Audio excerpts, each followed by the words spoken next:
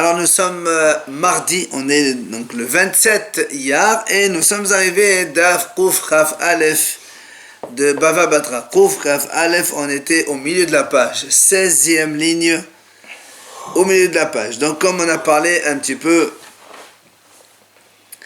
de différence entre Shabbat, Moed, Hafarat, Nedarim, on était en train de parler des héritages. Et alors la Gemara va nous ramener ici Tnanatam la Mishnah dans fin Ta'anit. Amar Rabban Shimon Gamliel, il a dit Rabban Shimon Gamliel, Lo ayu yamim tovim li Israël, il n'y avait pas d'aussi belle fête pour le Bnei Israël qu'Hamisha Asad be'Av Yom Kippourim, comme le 15 Av est le jour de Kippour. Qu'est-ce qui s'est passé ce jour-là? Chez Bahen Benot Yerushalayim Yosot Bechli Lavan Sheolin. Les filles de Yerushalayim, elles sortaient donc avec des vêtements blancs, Sheolin, c'est-à-dire qu'elles empruntaient les unes aux autres. Shelo lebayesh et mi she'en lo, pour ne pas faire honte à celui qui n'en a pas. C'est-à-dire que des fois, il y a des filles qui sont pauvres, qui n'ont pas les moyens, alors elles vont demander à des riches, et ainsi de suite. Comme ça, tout le monde sera bien habillé avec des habits blancs. Ça, c'était donc la Mishnah. Via la Gemara dit, Bishlama, Yom Kippourim, Yom Selecha Umhila, Yom Shenetnu Bo Lohot Aharonot. Comme quand Rabban Shimon Gamliel il a dit qu'il y avait donc il y avait pas de si belle fête comme le jour de Kippour et le 15 Av. La Gemara a dit, je comprends que Kippour c'est une belle fête. C'est normal, parce que d'abord c'est Yom Selecha Umhila. C'est le jour donc que il est censé qu'Hachem le pardonne nos fautes. Et aussi c'est le jour où Yom Shenetnu Bo Lohot Aharonot, que c'était le jour où donc Moshe Rabbeinu il a fait descendre les deuxièmes tables. Rappelons la chronologie. Le 6 Sivan, Hachem il a donné les 10 commandements. Moshe Rabbeinu le lendemain il est monté au ciel pendant 40 jours pour aller amener les tables. Il les a amenés effectivement. Le 17 Tammuz il est descendu pour les donner au Bnei Israël. Ça fait 40 jours pile. Mais en voyant le veau d'or qui a été fait ce jour-là, donc il a brisé les tables de la loi. Le lendemain matin, Moshe Rabbeinu est remonté une seconde fois, 40 jours, pour demander pardon de la faute donc dramatique de Bnei Israël sur le veau d'or. Il est revenu donc le 29 Av, puisque du 17 au 29, ça nous fait encore 18 Tammuz jusqu'au 28, pardon. 18 Tammuz jusqu'au 28 Av, ça fait 40 jours. Et ensuite, il est remonté le Rosh Chodesh Elul, et il est redescendu le jour de Kippour, cette fois-ci avec les deuxièmes tables.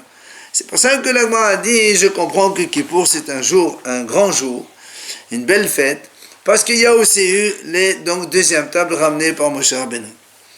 Et là, Hamisha Asar be'Av Maï. La Gemara pose la question, pourquoi tu dis que le jour du 15 Av c'est un jour de très belle fête? Quelle est la raison? Amar Rav Yehuda Amar Shmuel. Il vient Rav Yehuda au nom de Shmuel, il dit Yom Shehotru Shvatim Lavo Ze Baze. C'était le jour où les différentes tribus ont été autorisées à se marier les uns avec les autres. Rappelons quand on avait donc parlé des filles de Slofhad, que quand il y a des filles, Moshe Rabbeinu leur a dit que de préférence, chaque fille elle se marie avec des gens de la même tribu, pour que au moins les territoires ils ne se déplacent pas. De préférence ou c'était interdit de prendre? On a dit c'était un conseil, on a dit que c'est un conseil, c'est une halakha. Mais quoi qu'il en soit, il dit ce jour-là, les tribunaux d'Israël ont réussi à trouver une faille et ils ont autorisé les mélanges de tribus entre elles. C'est-à-dire que même si après il va y avoir des placements de territoire, eh bien c'est pas grave. Alors le mot a dit Maïd Darosh, hein? Suite à ce jour du 15 Av, pourquoi ils n'ont pas permis que les filles elles héritent? Parce que l'idée de base des filles... Les filles elles héritent, ça c'est marqué dans la Torah que les filles n'héritent pas. Maintenant c'était là, le fait que les filles qui héritent, elles épousent les gens de la même tribu, c'était plus une logique de conservation de territoire. Oui. Ça à la rigueur c'est pas un problème. Les richesses, elles valent, mais permettre à une fille d'hériter c'est pas possible. La Torah n'a jamais dit ça. Donc le Mahdi Maïdarouche, qu'est-ce que Hachamim, les tribunaux d'Israël, comment ils se sont arrivés à pouvoir autoriser ce que Moshe Rabbeinu a autorisé. Alors il dit, Zeh Hadava. Parce que Moshe Rabbeinu, quand il a parlé au Bnei Israël, au fil de Safrat justement, il leur a dit, Zeh Hadava Raché Seva Hashem. Voici la chose. Alors ils ont dit, les Hachamim, puisqu'il y a marqué Zeh Hadava, cette chose-là, Dava Zeh Elohim,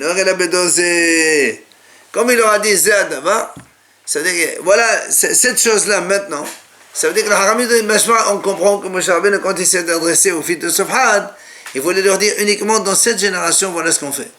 Ce qui sous-entend que pas plus tard, dans les générations futures, on n'est pas obligé de faire ça. Donc c'était la faille que les Haramid Israël ont trouvé pour s'autoriser, donc les différentes tribus se marient entre elles. Ça, c'est un premier avis. Là-bas, Baba Hana Amar, pourquoi le 15 Av c'était une belle fête? Rabbi Yohanan, au nom de Rabbi Yohanan, parce que c'était Yom Shehutal Shevet Binyamin Lavo Bakahan. Il dit, c'était le jour où on a autorisé à la tribu de Binyamin de réintégrer le clan Israël. Pourquoi? C'était l'histoire qu'on a racontée déjà, de la Pélégesh Begiva'a. Il y avait une fois un homme d'Israël, il est parti dans une ville qui se trouvait dans le territoire de Binyamin, avec sa femme, pour aller chez son beau-père donc. Ils sont venus des gens, des Sharim de la tribu de Binyamin. Ils ont pris la femme et ils ont abusé d'elle au point qu'après le lendemain matin, ils l'ont posée devant la porte de son père et elle en est morte sur place. Le monsieur, il a pris, donc cette femme-là, il a coupé en 12 morceaux. Il a envoyé chaque morceau à une tribu d'Israël pour leur dire, regardez ce qu'ils m'ont fait. Alors les Bnei Israël, donc ils ont convoqué la tribu de Binyamin, ils leur ont demandé de livrer les Réchaïm. Malheureusement, la tribu de Binyamin n'a pas voulu. Et ils sont suivi une guerre entre les tribus d'Israël d'une part et Binyamin d'autre part. Il y a eu plusieurs dizaines de milliers de morts. Et à la fin, il ne restait de la tribu de Binyamin que 600 hommes seulement. Tout a été donc disparu. Alors les Bnei Israël de l'époque ont juré de ne pas donner leurs filles à ces hommes-là. Et comme ils ont juré, comme d'ailleurs il ramène le pasuk ici d'Irtiv, Ish ve'ish Israël nishbar b'mitzpah lemor, Ish memenu lo yiten beto levinyamin leisha. Chacun il a juré, un parmi nous ne donnera pas sa fille à Binyamin pour femme. Donc ça c'était au début. Après, quand ils sont arrivés là, ils ont réfléchi. Si on fait comme ça, ces hommes-là ne pourront pas se marier. La tribu de Binyamin va disparaître. Et c'est impossible de permettre cela. Alors ils sont revenus. Et ils ont fait donc une certaine combine, rappelez-vous. Ils ont mis des filles dans un parc, ils ont dit voilà, ils ont dit aux gens de Binyamin, chacun il va prendre. Nous on ne vous donne pas, mais vous allez le prendre. Et puis il y avait aussi des filles de Yavish Gilad, toute une histoire.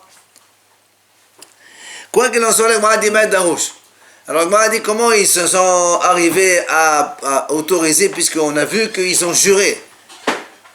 Comment ils peuvent autoriser un serment comme ça, hein? Alors il dit,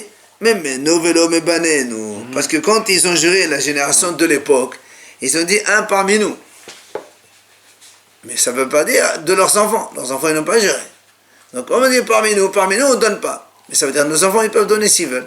Et c'est comme ça qu'ils ont trouvé la faille pour autoriser toutes les tribus d'Israël à donner leur fille à Binyamin. Et c'est comme ça que la tribu de Binyamin s'est conservée. Ça, c'est la deuxième raison pourquoi le 15 Av, c'est une belle fête. Amar Rav Nachman. Non, Rav Dimi Bar Yosef Amar Rav Nachman. Rav Dimi nous ramène une troisième raison. Il dit Yom Shekalubo Mete Midbar. C'était le jour où les Mete Midbar, ils ont été donc cessés de mourir. Là aussi, on rappelle l'histoire que lorsque les Meragelim, ils ont fauté, Hachem a décrété que donc, malheureusement, ils n'entraient pas en Israël, ils resteraient 40 ans dans le désert. Et donc ces 600 000 adultes devaient mourir puisqu'ils se sont tous plaints, lamentés, etc. On dit que comme ils sont, ce soir où ils ont pleuré, c'était le 9 Av. Alors Hachem il a décidé que tous les 9 Av, il y a donc les 600 000 mourront par tranche, donc 15 000 hommes par année, donc le 9 Av. Ce qui fait que tous les 9 Av, les Bnei Israël, ils allaient tous creuser leur tombe et dormir dedans. Et le matin, le lendemain, celui qui s'est vu, celui qui n'est pas levé, voilà, il est déjà en bas. Ça s'est passé comme ça pendant toute la quarantaine d'années, à peu près 38 ans. La dernière année, ils ont fait la même chose. Et il n'y avait pas eu, tout le monde s'est levé. Les 15 000 qui se sont enterrés sont levés. Alors ils ont dit peut-être qu'on s'est trompé de date. Ils ont refait ça le 10. Après la même chose le 11, 12, 13, 14, 15. Quand ils sont arrivés au 15, c'était la pleine lune. Ils ont compris qu'on ne peut pas se tromper. Alors donc la Xéra, elle a été pardonnée, on le fait. Alors c'est pour ça qu'ils ont fait une fête. Parce qu'on dit Yom Shekaloubo Metimidba. Il n'y avait plus donc le mort des générations de désert. Des Amar morts. C'est ce que l'Agma a dit. Que le maître a dit tant que les Metimidbar n'ont pas cessé de mourir. C'est-à-dire tant que les bénis Israël mouraient toutes les années à cause de ce problème des explorateurs. Il n'y avait pas une parole directe d'Hachem avec Moshe Rabbeinu comme à l'habitude. Comme le pasuk dit d'ailleurs,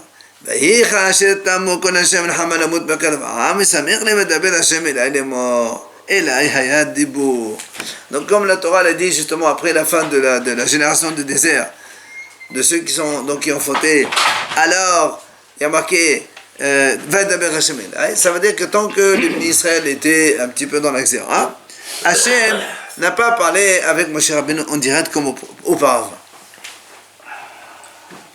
Oula, il vient nous donner encore une autre raison pourquoi le 15 Av c'est une belle fête.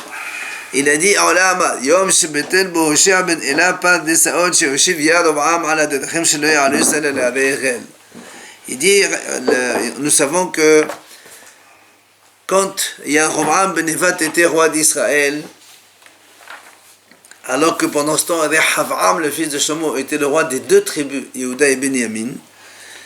Et quand c'est arrivé le temps des trois fêtes, une des trois fêtes, Abraham il a dit, si je laisse les bénis Israël aller à Yerushalayim au Beth Amikdash comme d'habitude, il y aura un grand problème pour moi. Quel est le problème? C'est que nous savons que dans le Beth Amikdash, personne n'a le droit de s'asseoir, sauf le roi qui est descendant de la lignée de David. Donc les bénis Israël vont voir que Abraham va s'asseoir sur un trône dans le Beth Amikdash, et Abraham lui sera debout. Alors Abraham il a dit, dans ces cas-là, les gens vont croire que c'est pas moi le vrai roi, c'est lui. Alors pour éviter tout cela, qu'est-ce qu'il a fait? Il a interdit l'accès de Yerushalayim à tous les habitants. Il a mis des gardes, des policiers, ce qu'on appelle pas des saot, tout autour de la ville de Yerushalayim pour empêcher l'accès. Et il a mis de Avodah Zara là-bas, dans le nord d'Israël, à Dan, et dans le sud à Beersheba, et il a fait faire l'Avodah Zara à tous les bénis Israël là-bas à l'époque. Et le jour où ces gardes ont été enlevés par Hoshea ben Ela, c'était le 15 Av. Et donc c'était une belle fête. Rav Matna Amar. Il vient Rav Matna nous donne encore une autre raison pour laquelle le 15 Av c'est une belle fête. Yom shenetenu halore beter lekvoa. Il a dit c'était le jour où les victimes de Béter, de la ville de Béter, ils ont été autorisés à être enterrés. Là encore on rappelle, lorsque le Beth Amikdash a été détruit, il y avait encore la ville de Béter qui a résisté. 52 ans après la destruction de Beth Amikdash, malheureusement, donc les Goïms ils sont arrivés à bout de Béter, ils ont tué, égorgé tous les habitants. Et le roi il a pris toutes ces victimes-là, il en a fait une barrière autour de son palais. Ils sont restés comme ça 7 ans, comme ça, dans la nature. Et à la fin des 7 années, il est venu un autre roi qui a autorisé donc d'enterrer ses morts. Et c'était le 15 Av. De Amar Rav Matna, comme il dit Rav Matna, le jour où on a autorisé ces victimes de Béter donc pour les enterrer, c'est à ce moment-là que dans la ville de Yavne, les sages de Yavne ont instauré de faire la 4e bracha du Birkat Amazon, Hatov et Hametiv, quand on dit la Ad Ha'el Avinu Makenu Adonenu, etc. Etiv, Metiv, Yetiv, etc. Pourquoi? Il dit Hatov Shelo Yislihu Ve'Hametiv Shenetonu L'Gvura. Il dit Hatov, pourquoi on dit Tov Metiv 2 fois? Ceux qui n'ont pas pourri pendant 7 ans, qui étaient exposés à la nature, tous ces morts-là n'ont pas pourri. Et 2, qu'on a autorisé de les enterrer enfin. Rabba Verav Yosef de Amnet Albaye Yom Sheposchem Bo Melechlot Asim Lam Ma'alacha. Il dit Rabba Verav Yosef une autre raison pour laquelle le 15 Av c'est un jour de fête. Il dit parce que c'était le jour où on cessait de couper le bois pour le Beth Amikdash. Rappelons qu'il y avait des familles spéciales qui étaient donc désignées pour amener le bois donc pour la combustion du Mizbeach, du Beth Amikdash. Or, ce bois-là, il était spécial, puisqu'on devait vérifier tout le bois qu'il n'y ait pas de verre, qu'il n'y ait pas de pourriture à l'intérieur. Alors, ils disent, Chachamim, le 15 Av, on a arrêté de couper. Pourquoi? À partir du 15 Av, la force du soleil, ça diminue, et donc il y a plus d'humidité, et donc il y a plus de problèmes dans le bois. De problèmes dans le bois. Et Tania, Rabbi Eliezer Hagadol Omer, voilà, c'est ce qu'il dit. La Gemara ramène Rabbi Eliezer Hagadol, il dit comme ça, Kevan Shegiah Hamisha Asar Be'av, lorsqu'il arrive le 15 Av, Tashash Koha Shel Hamma, la force du soleil faiblit. Et on ne coupe plus du bois pour le Mizbeach, donc le feu du Mizbeach du Beth Amikdash. Amar Rabbi Menashe, il vient Rabbi Menashe, il dit, Yom Tavar Magal. On appelle ce jour-là le jour où on casse la hache, puisqu'à partir de ce jour-là, on ne coupe plus le bois, ça veut dire donc c'est terminé. Mikal Vailach, on dit à partir de ce 15 Av, Demosif Yosif, celui qui veut rajouter, bien sûr dans l'étude de la Torah, puisque la nuit elle grandit un peu plus, d'accord? Donc il faut étudier un peu plus. Chez Enom Osif Yassif, et celui qui ne rajoute pas Haz Shalom, il va Yassif. La Gemara dit qu'est-ce que ça veut dire Yassif? Ma Yassif, Tani Rav Yosef Tirbede Emme, que sa mère elle va l'enterrer, c'est-à-dire Haz Shalom, il va mourir. D'où l'importance d'étudier la Torah, surtout la nuit. Tano Rabbanan, Hachamim enseigne. Shiv'a Kepilut Kol Ha'olam Kullo. Il dit, il y a 7 personnes qui ont Kepilut Kol Ha'olam Kullo, ça veut dire ils ont, on va dire comme ça, entouré l'univers. Ça veut dire ils se sont alignés l'un l'autre. Explique-moi, c'est quoi? Metoshelach Ra'a Adam. Ça veut dire, Adam Arishon et Metoshelach, ils se sont vus. C'est pas 10. Metoshelach, c'était avant Noah. Donc c'est pour te dire que on a donc l'un vers l'autre, un a vu l'autre jusqu'à un certain moment que la Gemara va donner maintenant. Donc Metoshelach Ra'a Adam. Shem Ra'a Metoshelach. Shem, le fils de Noah, lui, il a vu Metoshelach. Tout ça au même moment? Non, pas au même moment. Non, mais ça veut dire que Adam et Metoshelach se sont vus à un certain moment. Il dit ici, pendant 243 ans, Metoshelach et Adam ont vécu ensemble. Après Metoshelach et Shem, il a vu Metoshelach pendant 98 ans. Après Yaakov Ra'a Shem, Yaakov Avinu, il a vu Shem, fils de Noah, et il l'a vu 50 ans. Après Ahya Shel Amram Ra'a, non. Amram Ra'a et Yaakov. Amram, le père de Moshe, tu te rends compte, il a vu Yaakov Avinu. Amram, le père de Yaakov, il a vu le père de Moshe, il a vu Yaakov Avinu. Combien d'années ça? Comment ça fait combien d'années? Ça fait le temps que ça fait. Une période de 1248. Non, puisque, regarde, nous on sait que c'est le père de Moshe, c'est le fils de Kehat. C'est le fils de Kehat. Amram, c'est le fils de Kehat. Alors la Gemara a dit en vérité, ça c'est pas marqué. Seulement Hachamim ont appris ça donc oralement, c'est pas marqué. Ahya Shiloni Ra'a et Amram. Ahya Shiloni, c'était le maître de David Amelech. Il a vu Amram. Eliyahu Ra'a et Ahya Shiloni. Eliyahu Hanavi, lui, il a vu Ahya Shiloni. Va'adaim Qayam, évidemment. C'est le maître du roi David. Alors maintenant, la Gemara pose une question. Comment tu dis Ahya Shiloni Ra'a et Amram? Comment tu dis que Ahya Shiloni il a vu Amram? Ve'aktiv. Pourtant c'est marqué. Ve'lo notan mehem ish ki im kaleb ben Yefune Yoshua ben Nun. Si tu dis que Ahya Shiloni il a vu Amram, oui, ça veut dire que Amram lui il est mort en Égypte. Donc Ahya Shiloni il était en Égypte. S'il était en Égypte, ça veut dire qu'il est sorti d'Égypte. Forcément. Alors, s'il est sorti d'Égypte, là, on va poser une question. Comment ça se fait alors dans la Torah, c'est marqué, parmi les gens qui sont sortis d'Égypte, les seuls deux survivants, ce sont Yehoshua et Caleb. Donc, Ahia Shaloni ne figure pas dans la liste. Ce que l'Agma va dire.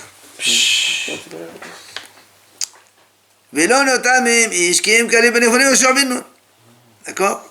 Non, la réponse de Ahia Shaloni, c'est pas mineur. C'est notre question, réponse. Alors, Amalav Avnuna dit, ça c'est pas une question. Pourquoi? La Nerzera Gezera Shefto Shel Lévi. Ahia Shaloni, la tribu de Lévi. Et la tribu de Lévi, elle n'était pas dans la Xéra des Miraglim. Pourquoi? Il dit parce que le Zirtiv, c'est marqué comme ça, quand Hachem il a dit à Moshe Rabbeinu, quand après l'histoire des explorateurs, que Hachem a décrété justement qu'ils resteront dans le désert pendant une quarantaine d'années, le pasuk il dit comme ça, Bamidbar Hazeh Yepelo Ferlechem. Dans ce désert-là, vos corps ils vont tomber. Vechol Pekodechem Lechol Misparchem, Meben Eslim Shana Wamala. Donc Hachem il leur a dit, à partir de 20 ans, tous ceux qui ont été comptés à partir de 20 ans, ils vont mourir pendant les 40 ans de désert. Or, il dit, donc de là on voit que quoi? Qui c'est qui était dans la xéra de mourir dans le désert? Ce sont les hommes à partir de 20, ceux qui ont été comptés à partir de 20 ans. Or, nous, on sait que les Lévi'im, c'est dans la paracha de Memdar, donc de cette semaine, Hachem a dit à Moshe Rabbeinu, tu compteras les Lévi'im à partir de 30 jours. Alors que les bénis Israël ont été comptés à partir de 20 ans, eux, ils étaient comptés à partir des 30 jours. Donc, eux, les Lévi'im, ne sont pas de la Zéra. Donc, Ahia Sheloni, c'était dans la tribu de Lévi. Alors, c'est pas donc un problème qu'ils soient donc en terre d'Israël, même si c'est pas marqué dans la Torah, il n'y est pas concerné. Maintenant, l'Agma pose une autre question. Comment tu dis que parmi les autres tribus, puisqu'on voit que Lévi, il n'y a pas de problème. Et donc, on a dit que des autres 11 tribus, aucun survivant des sortants d'Égypte, il est venu en Israël. Il dit pourtant, il y a un braïta qui dit, Yael ben Menashe ou Machir ben Menashe, Noldo ben Me'achot, Velometo Asher Nesu Israël la Ares. Donc, Yael, le fils de Menashe, et Machir aussi le fils de Menashe, les deux enfants de Menashe, ils sont nés à l'époque de Yaakov Avinu. Donc déjà, ils étaient en Égypte. S'ils sont nés à l'époque de Yaakov, Yaakov était en Égypte. Et la Gemara dit, ils ne sont morts qu'après être entrés en Israël. Donc, ils sont entrés en Israël. Et ça fait partie des sortants d'Égypte. Alors, pourtant, le pasuk, il a dit, on a dit tout à l'heure, il n'y avait que Caleb et Yehoshua ben Nun. Et bien c'est là où la Gemara d'abord dit d'où tu sais qu'ils sont entrés en Israël. C'est Nehemar, hein? D'où tu sais d'abord qu'ils sont entrés en Israël? Où tu as vu ça?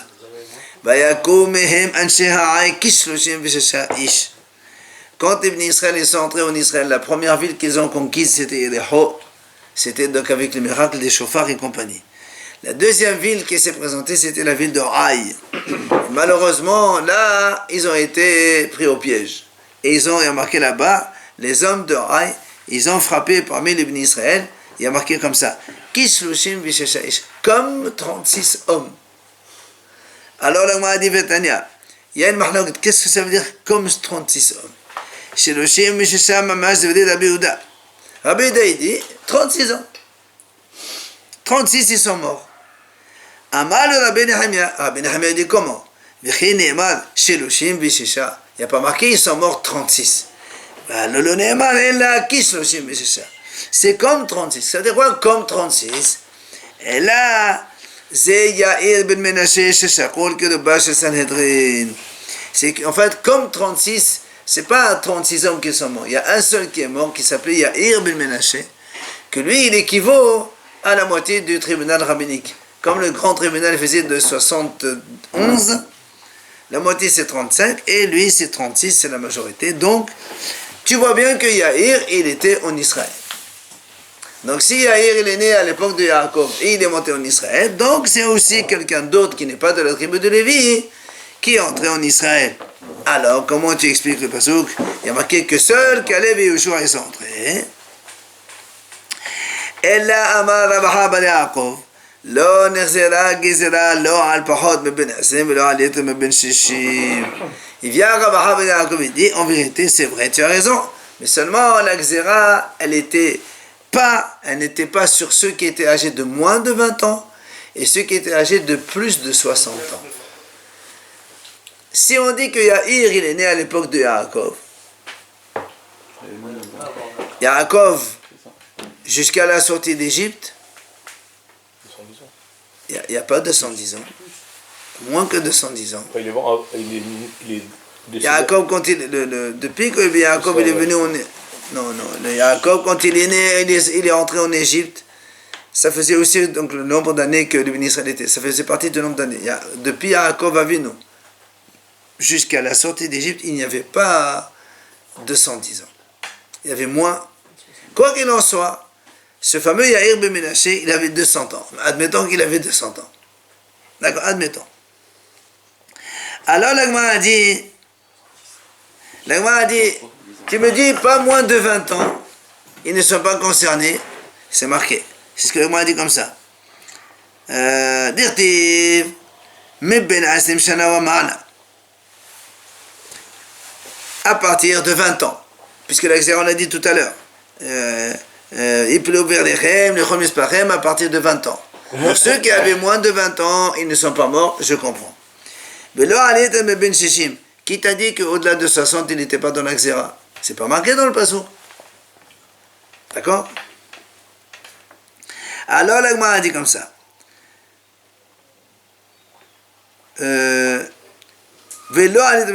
Gamad, pourquoi de ceux qui étaient âgés de plus de 60 ans n'étaient pas dans la Xéra?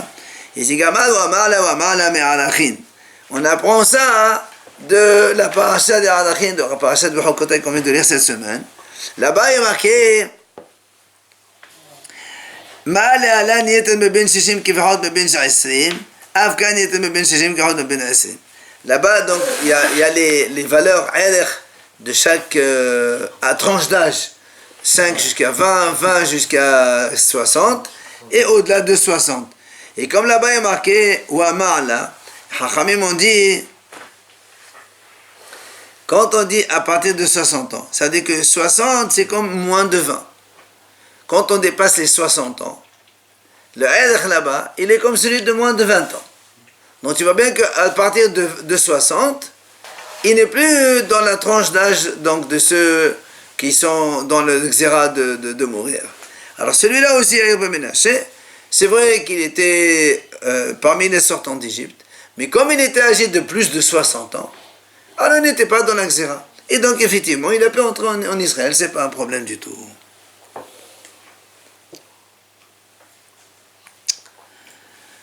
Eh bien, allez, la Gemara vient poser une question. Eretz Israël, les Shvatim eflou, ou Dilma le Karkaf Gavri eflou. La Gemara a posé une question.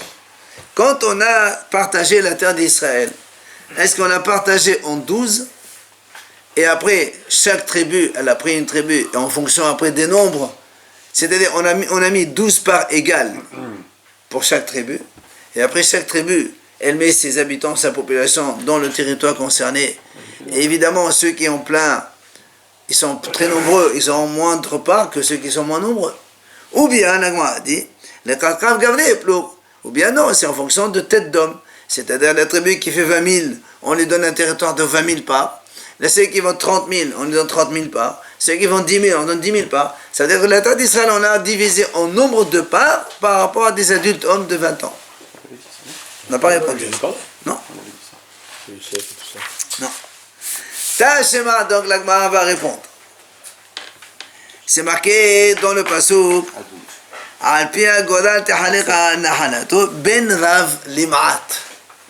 Là-bas, la Torah a dit, avec un goral, avec un tirage au sort, donc il y aura le partage des tribus d'Israël, et c'est marqué comme ça, Ben Rav Limat, qu'ils soient nombreux ou peu nombreux. Alors qu'est-ce qu'on apprend de là? Nombreux ou pas nombreux? Au contraire, ça veut dire que les territoires distribués sont égaux. Et puis il y en a qui ont petite part, ils ont qui ont grande part. Eh ben oui. C'était après donc. D'abord, il est partagé. D'abord, on partage en 12 parts égales, et après, chaque tribu, elle partage en fonction de ses populations. Et donc, si on te dit qu'ils sont nombreux ou qu'ils sont peu nombreux, ça veut dire qu'importe pour moi la part de chacun. C'est ça, Ben Rav et Ma'at. Ah non. Comment ça va qui était trop nombreux? Là, ça c'est Yosef, c'est pas un problème. Là, on parle de la tribu. À l'origine, déjà, comment on a distribué la terre. Donc, si la Torah dit Ben Rav et Ma'at, ça veut dire ce qui arrive, il arrive. Qu'ils soient nombreux ou peu nombreux, c'est comme ça. Donc, tu vois bien que c'est pas tout égal. Si c'est égal, on ne dit pas Ben Rav et Ma'at. Ça veut rien dire, ça. Pourquoi on avait demandé Yosef, il avait demandé Parce qu'il était.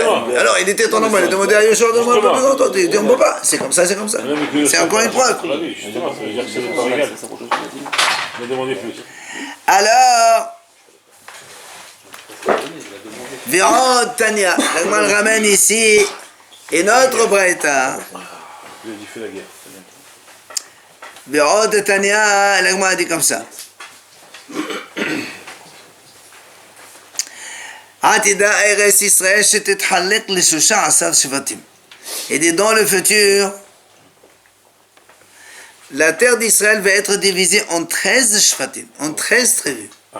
Oui. Il dit comme ça. Shebatahila, au début, le nitchalka l'eshem asar shvatim. L'Agman explique. Au début, elle n'a été donc partagée qu'en 12 tribus. Velo nitchalka ela bekesef. Et elle n'a pas été partagée que seulement en valeur d'argent. Ça veut dire quoi en valeur d'argent? Il dit comme ça. Shenema ben Rav Lem'at. Comme la Torah l'a dit, ben Rav Lem'at. Il vient à Amar Rabbi Yehuda. C'est Rabbi Yehuda Shabbat Hameshin Bagalil. Il dit comme ça. Ça veut dire quoi ben Rav Lem'at? Lui, il explique comme ça. Il dit, il y a des parts, par exemple, des parts petites, qui valent autant qu'une part plus grande au niveau de la productivité. Comme il a dit, une seule CA dans Yehuda, ça vaut 5 dans le nord. Donc tu vois bien, la qualité de la terre n'est pas pareille. Donc c'est en fonction de ça qu'on a donné la terre.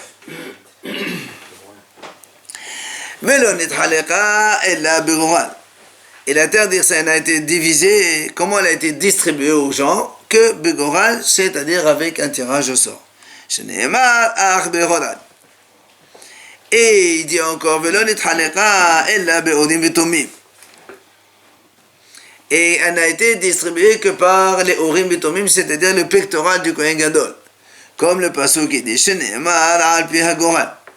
alors là, m'a dit, elle explique comment ça se passe. Comment alors? Tu dis Goral, Orim Tomim, et c'est quoi cette histoire? Il dit, elle raconte comment ça se passait. El-Azar, Meloubash, Orim Bitomim. Donc El-Azar, c'était le Kohen Gadol, puisque donc, son père Aaron est Niftar, et c'est El-Azar qui est entré en Israël. C'est donc lui le Kohen Gadol de l'époque. Il avait les Orim Bitomim. Yehoshua, Bechol Israël, Amdim Lefanav.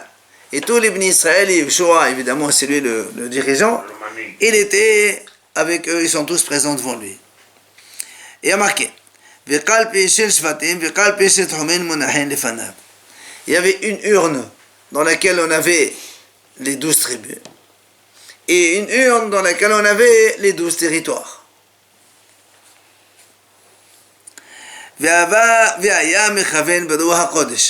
Et donc, El-Azar Cohen, qui était le Kohen Gadol, il avait besoin de Ruach HaKodesh, et il disait comme ça.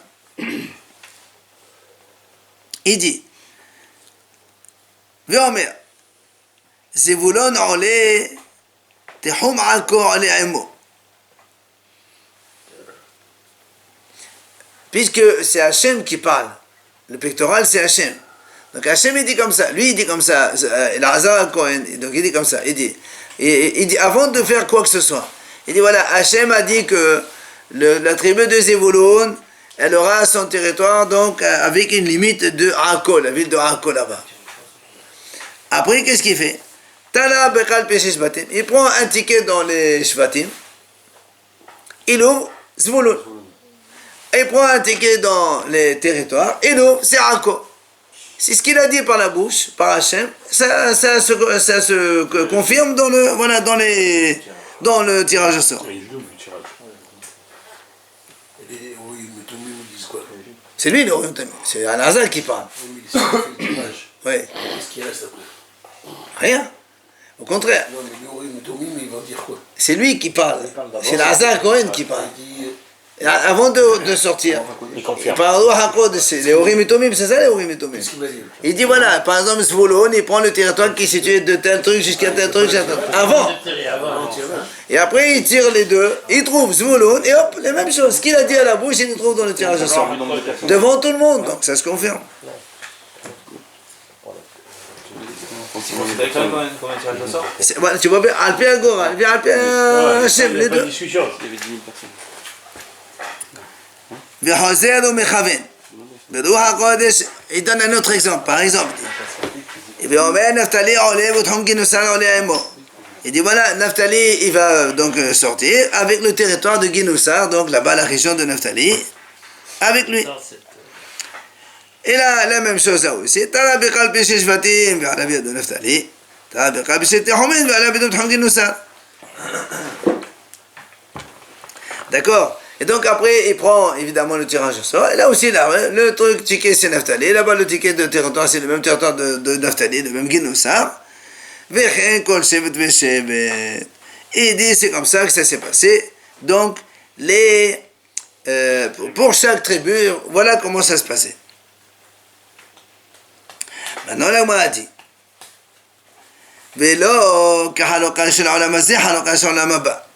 le partage dans ce monde-là, il n'est pas du tout le même que celui de Olam Haba du monde futur. Pourquoi? Il dit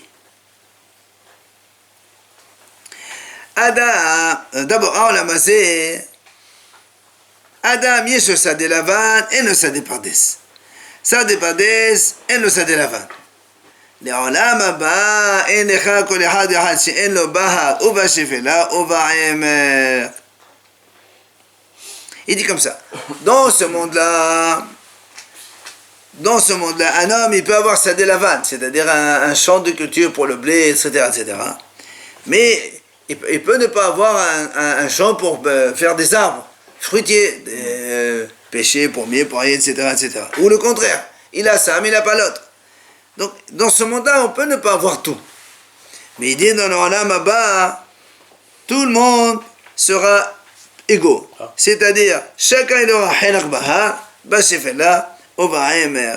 C'est-à-dire, chaque tribu aura une part dans le normal, Har, la montagne, Shfela, c'est le bas, Aimer, c'est la profondeur.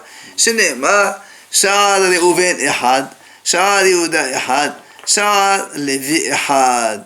הקדוש ברוך הוא מחלק להם בעצמו, שנאמר, ואלה מחלוקתם נאום השם. Donc tu vois bien que là-bas c'est marqué que dans les temps futurs, eh bien, chaque tribu, Hachem va lui donner sa part, puisque c'est marqué c'est Hachem qui parle, et donc Hachem lui donne une part égale à chacun, un petit peu dans la Aimer, Shefela, Bahar, tous exactement les mêmes. Et la Gemara elle termine, la preuve, قطعني مياه شبت هلال تحرق لشم عشر شباتين شمع منا لشباتين افلوق شمع منا. m'a dit, tu vois bien ici qu'est-ce qu'on a dit, puisqu'on a posé la question, n'oublie pas la première question, est-ce que c'est pour les tribus que ça a été divisé ou c'est pour les nombres de têtes, et on divise donc chaque territoire par tête. Il dit non, tu vois bien que là aussi c'est marqué les Shnei Ma'asar Shevatim, que la terre elle a été divisée pour les Shevatim, les tribus, et pas selon le nombre de têtes. C'est les tribus, après chaque tribu, elle dispose de diviser en fonction de sa population. Donc, il peut y avoir des gens qui ont des territoires plus grands que d'autres, en fonction du nombre, le nombre de populations dans chaque tribu. Donc, toutes les tribus, c'était égal. La séparation. De chaque tribu, oui, mais de chaque personne dans la tribu, non, évidemment. Shema Mina, donc c'est la preuve.